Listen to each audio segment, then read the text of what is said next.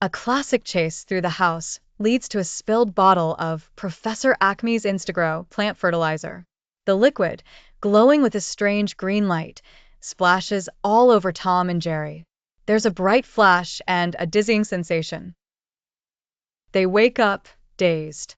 The linoleum floor of the kitchen has become a vast, shiny plain.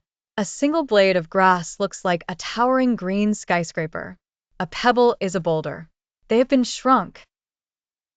Venturing outside, they find themselves in a dense, terrifying jungle. Dewdrops hang like chandeliers, and the sound of a buzzing bee is as loud as a helicopter. Tom's fur stands on end. Jerry's whiskers twitch in fear. Old habits die hard. Tom spots Jerry and instinctively pounces. But the chase is different now.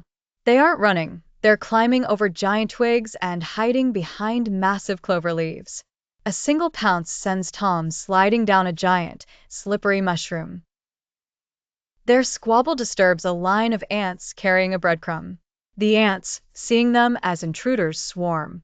Tom and Jerry are forced to run side by side, the ants' pincers snapping at their heels. Their rivalry is put on hold by a common, six-legged enemy. They find shelter inside a discarded, hollowed-out snail shell. Panting, they look at each other. No words are needed. A temporary, silent truce is formed.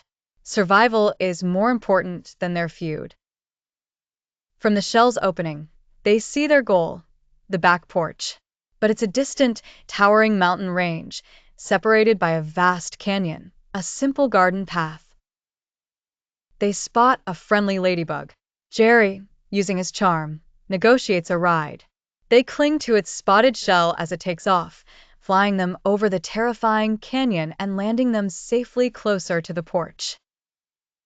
Their path is blocked by a massive, intricate spiderweb. The spider itself, a hairy gargantuan, descends.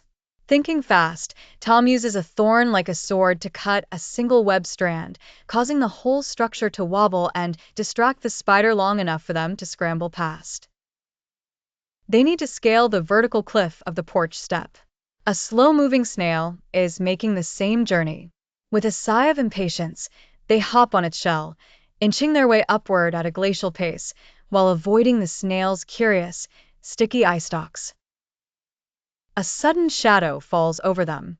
A robin, seeing two tiny, interesting creatures, lands nearby and cocks its head.